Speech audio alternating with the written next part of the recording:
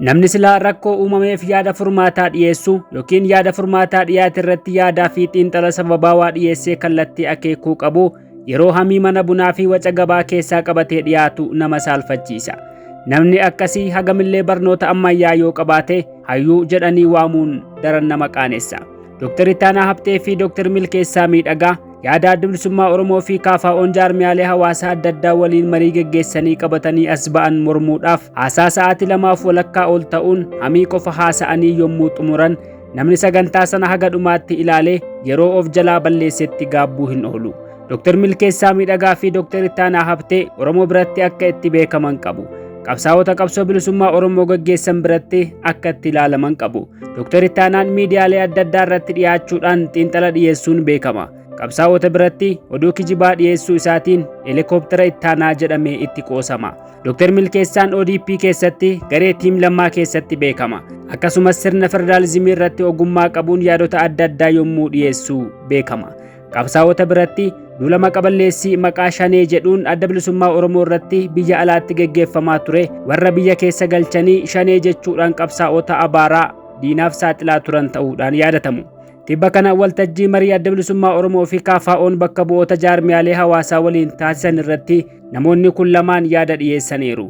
Dr. Ittaanaan wayituma haasaa eegalan bilchinni siyaasaa Oromoo ni hanqata. Oromoo keessaa bilchina siyaasaa nan qabaa jedhee kan haasa'uu danda'u hin jiru jedhan. Akka sabaatti sabni hubannaa siyaasaa qabaachuu dhiisuu mala. Oromoo keessaa garuu namoonni bilchina siyaasaa qaban kumaatama. Utuu Oromoo keessaa namni bilchina siyaasaa qabu hin jiru ta'ee gaaffiin siyaasaa Oromoo toora qabatee dhiyaate gaaffii kanatti amanee namni lubbuu isaa kennuu hin jiraatu ture. Dr. Ittaanaan tarii ofii isaanii waliin nama hundaa madaalanii namni bilchina siyaasaa qabu hin jiru kan jedhan yoo ta'e garuu dhugaa qabu. Kana kan jenneef sababa tokko haa dhiyeessinu. Bara 2018 yeroo jijjiiramni dhufe jedhamee dachee fi samiin bulluqe sana namoonni bilchina siyaasaa hin qabne dhageettii fi carraa miidiyaa argachuuf qaban itti fayyadamanii akka waan Oromoon bilisoomee gaaffiin isaas deebii argateetti haasaa walirraa hin cinne taasisan. Dr. Ittaanaa Habtee fi gareen gaaddisa Raabaadorii jedhaman OMN irratti dhiyaatanii duula guddaa taasisaa akka turan ni beekama. Yeroo sanatti Dr. Ittaanaa Habtee waraana bilisummaa Oromoo lixa Oromiyaa keessa socho'u wayyaaneetu helikoopteraan meeshaa waraanaa fi loojistikii adda addaa dhiyeessaa jedhee haasaa taasise. Waraanni bilisummaa Oromoo kan wayyaaneetii jedhee ifatti dubbate. Yeroo sanatti sababaan yookiin yaadaan Oromoon bilisoomuu isaa ibsuu waan hin dandeenyeef soba hamma tulluu ga'u kana qabatanii burjaajii hamaa uuman. Xiinxaloota yeroo sana keessa Dr. Ittaanaa fi gareensaa dhiyeessaa turan of duuba deebinee yoo ilaalle hamii fi olola malee bilchinni siyaasaa irraa mul'atu ture. Dr. Ittaanaan ogummaa barataniin guutuu ta'uu danda'u. Siyaasa Oromoo keessatti garuu dogoggoroota galmaa'an hedduu hojjetaniiru. Of biratti yookiin sadarkaa hubannaa ofii qofatti nama hunda ilaalanii Oromoo keessaa namni bilchina siyaasaa qabu hin jiru jechuun ani yeroo hundaa sirriidha jedhanii amanuurraa kan dhufudha. Dr. Milkeessaa Miidhagaa haasaa taasisan kana keessatti waltajjii adda bilisummaa Oromoo fi KFO kana bilchiginnaatu qindeessee jechuudhaaf yaadota isaan kaasantu jira. Koreen tokko kana biyyi walitti qabe ji'a tokkoof Kingis Hotel taa'aa turte jedhan. Yoo dhugumatti waltajjii sana bilchiginnaatu qopheesse waan ta'eef bu'aa hin qabu jedhanii kan amanan ta'e koreen sun eenyufaadha akkamitti ijaaramanii eessarraa dhufanii namni Abiyyiin bakka bu'ee koree kana walitti qabe eenyudha kan jedhan Dr. Milkeessaan gaaffii kana deebisuu danda'u. Koreen Abiyyiin ijaarame ji'a tokkoof hoteela qabatee taa'uunsaa erga barame namni tokkollee kan eenyummaan isaa himamuu danda'u maaliif hin dhiyaatu? Dr. Milkeessaan nama mootummaa keessa turan waan ta'eef odeeffannoo argachuu danda'u. Yoo dhugumatti waltajjiin kun balaa qaba jedhanii kan yaadan ta'e yaada isaanii kana nama amansiisuuf ragaa qabatamaa lakkaa'anii dhiyeessuu qabu ture. Dr. Milkeessaan kan jedhan kan biraan Abiyyi biiroo Shimallisitti Daawudii fi Mararaa waamee doorsiseera kan jedhudha. Adda bilisummaa Oromoo fi KFO'n ibsa waloodhaan kennaniin Profeesar Mararaan yaada OMN irrattis BBC irrattis Addis Maaliyaa irrattis kennaniin dhiibbaan mootummaa tokkollee nurra hin jiru jedhaniiru.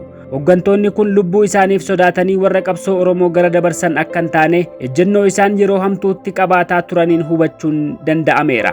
Dr. Milkeessaan gabaasa sobaa kan miidiyaan Habashaa Itiyoo Foorem jedhamu dhiyeessuu ragaa godhatanii dubbatu yookiin odeeffannoo sobaa sana miidiyaa sanaaf kan kenne Dr. Milkeessaadha. Kan biraan abbootii gadaa waltajjii sana irratti hirmaataniin abbootii gadaa bilchiginnaa jechuudhaan ibsan. naxalaa lafarra harkisaa dhufaniif abbaa gadaa hin jedhamanii jedhan. Abbaa gadaa Bayyanaa Sanbatoo bara dheeraaf abbaa gadaa Oromoo jedhamanii gaafa sagantaa adda bilisummaa Oromoo fi KFO irratti argaman akkamitti abbaa gadaa Biltsiginnaa jedhamu. Abbaa gadaa Taakkalaa Dhinsaafaa bara dheeraaf abbaa gadaa Oromoo jedhamaa turanii gaafa waltajjii ABO fi KFO irratti argaman akkamitti abbaa gadaa Biltsiginnaa warra naxalaa harkisanii waan deebaniif abbaa gadaa fakkaatan jedhamanii itti qoofamu. Yaada waltajjii sanaan dhiyaate sababaan mormuun utuu danda'amu dhugaa awwaaluu fi eenyummaa namaatti dhoqqee dibuun gaafatama seenaa hordofsiisuu mala.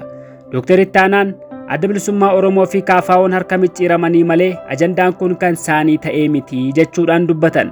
Mootummaa ce'umsaa biyyaalessa Oromiyaa adda bilisummaa Oromoo waggaa 4 dura labse. Yeroo sanatti yaadonni adda addaa itti kennamaa turan. Adda bilisummaa Oromoo dhimma kana karaa adda addaatiin ibsatti kennaa tureera. Hayyudureen dhaabichaas dhimma kanarratti miidiyaaleef ibsa kennaa turan. Dr. Ittaanaanis kana qubanii qabu. Yaada waggaa 4 dura qabatanii irratti hojjetaa turan har'as yommuu ibsanitti akkamitti harka micciiramanii malee ajandaan kun kan isaanii miti jedhamuun danda'ame. Marii kanarratti ajandaan haaraa dhiyaate hin jiru. Mootummaan nageenya eegsisuu hin dandeenye waan ta'eef haala nagaan bu'uu danda'u irratti akka hojjetamu, bulchiinsi siyaasaa akka sirreeffamu, dhimmi daangaa fi lafa Oromoo furmaata akka argatu yaada dhiyeessuun ajandaa yeroo dheeraati. Ajandaa haaraan kan jarri kun mootummaadhaan harka micciiramuu isaanii mul'isu tokkollee hin dhiyaanne. Ibsa isaaniirraa akka hubatamutti jarri kun kaayyoo qabsoo Oromoo irraa hin maqne, gaaffiin isaan kaasanis gaaffii Oromoo yeroo dheeraati.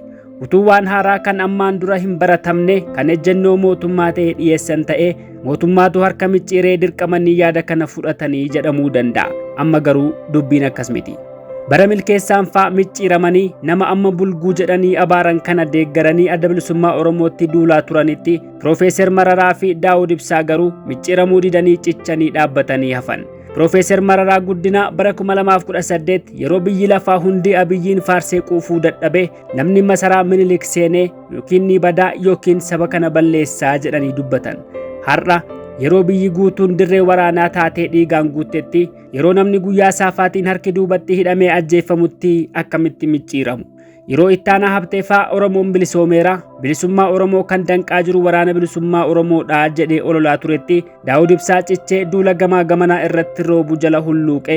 Har'a yeroo Oromoon akka sabaatti ukkaanfamaa jiru yeroo hogganni dhaabichaa harki duubatti hidhamee rasaasni itti roobsamee ajjeefamutti akkamittiin harki micciirama. Nama Mallas micciiruu dadhabe, nama biyyoonni lixaa micciiruu dadhaban, nama Isaayaas Afeworqii micciiruu dadhabe har'a akkamitti micciirama. Utuu mooraa mana isaatti waraanni marsee balbalatti rukkutuu adda keenya rasaasaaf laanna malee harka keenya piippiitti hin laannu jedhee ejjennoo hin mixxiiqne kan qabate Daawud Ibsaa har'a akkamitti micciiramee harka kenna. Micciiramuu isaanii kan ibsu ajandaan tokkollee bakka hin jirretti ni micciiramanii jechuun eenyummaa namoota kanaa wallaaluu fi ejjennoo isaanii busheessuuf yaaluu yoo ta'e malee fudhataman qabaatu.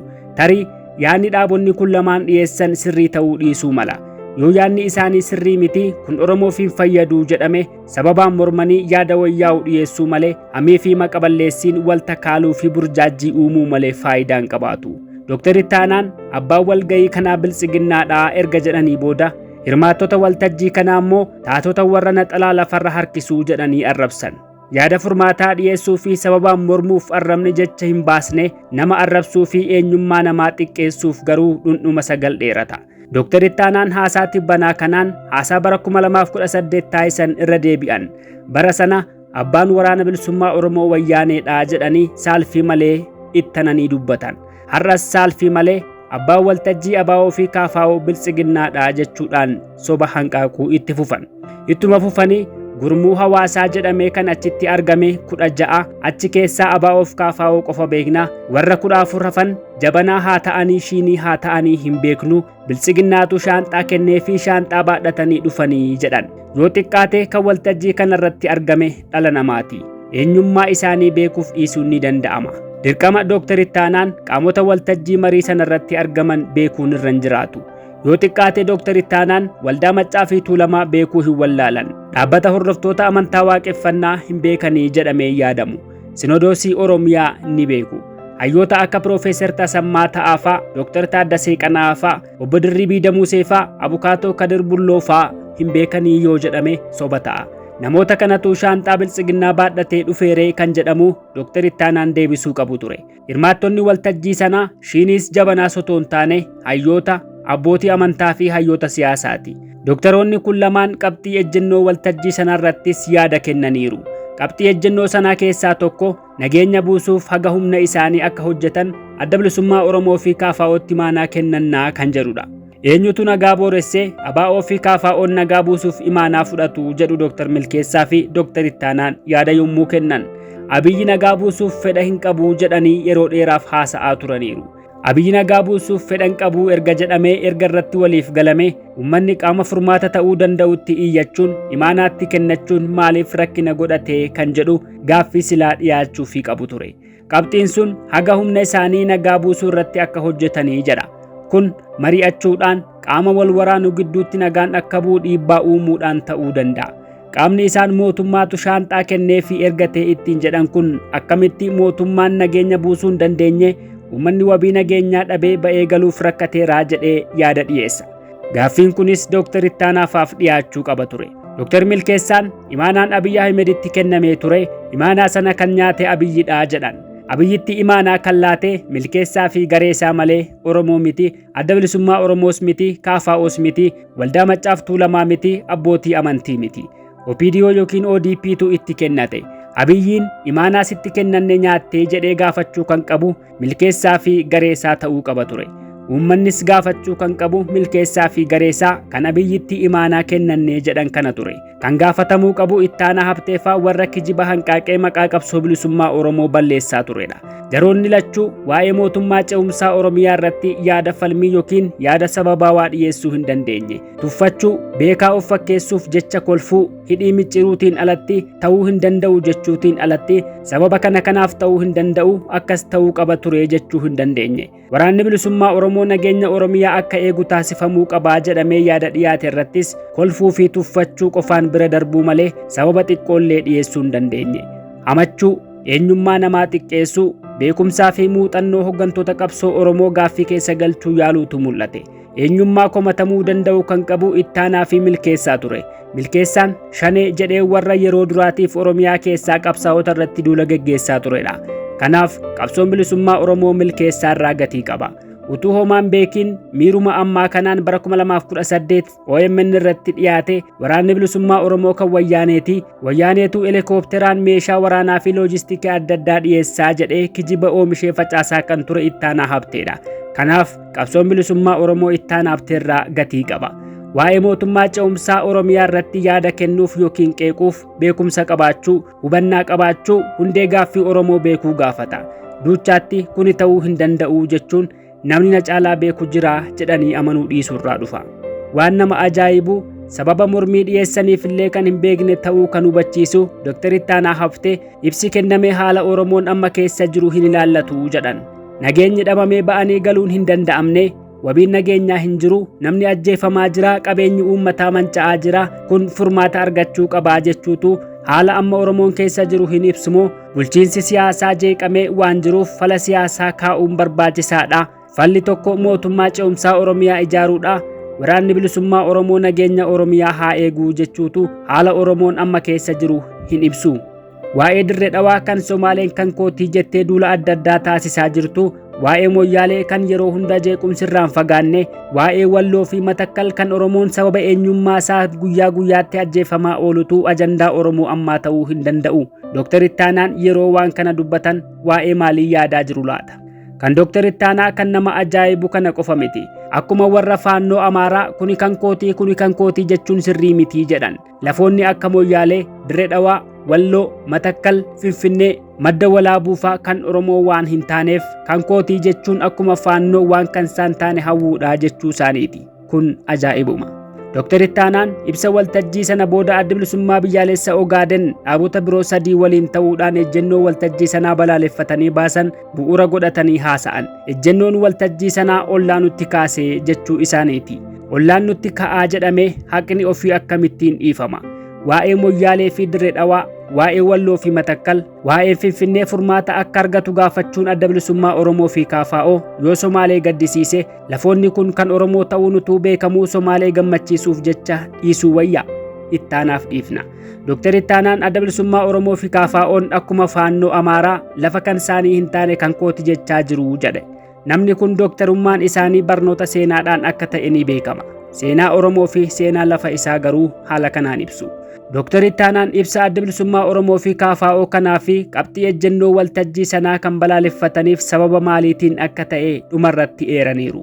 Ibsii fi ejjennoon sun faannoo Amaaraa waliin hariiroo akka hin uumne nu danqaa jedhanii akka morman ibsan. Waa'ee Walloo kaasuun waraana bilisummaa Oromoo fi faannoo gidduutti walta'iinsi akka hin uumamne gochuudha jedhan. Dr. Ittaanaan kan waraanni bilisummaa Oromoo kan wayyaaneetii jedhee haasa'aa ture har'a akkamitti gaafatamaa hariiroo alaa waraana bilisummaa Oromoo akka of taasise beekamuu baatus adda bilisummaa Oromoo fi KFO'n ejjennoo waloo qabatanii socho'uun hariiroo faannoo fi waraana bilisummaa Oromoo gufachiisa jedhanii boo'icha sa'aatii 2 walakkaa taasisan jechuudha. Lafa kee dabarsitee alagaaf kennite waa'ee isaa kaasuu dhiiste alagaa lafa kee weeraru kan eenyummaa kee balleessuuf lolu kan obboleessa kee morma muree itti geeraru kan dhala namaa akka horiitti ciibsee bassuma aam jedhee qalu waliin akkamittiin tumsa uumta kan jedhu gaaffii biraati. Tumsa uumuun dura dhugaa waliif galchitu qabda.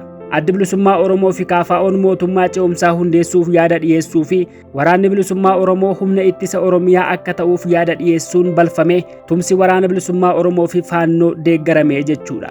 Faannoo waliin tumsa uummachuu barbaanna waan ta'eef maaliif waa'ee Walloo kaastu jechaa jiru. Dr. Ittaanaa fi Dr. Milkeessaan waa'ee tokkummaa keessoo Oromoo caalaa waa'ee michooma alagaa waliiniitu hirriba isaan dhorkaa jechuudha. Haasaa isaanii dheeraa sanarraa kana hubanne hordoftoonni keenyas hubannoo mataa isaanii akka irraa argataniif qophii kana qopheeffanne. Nagaan.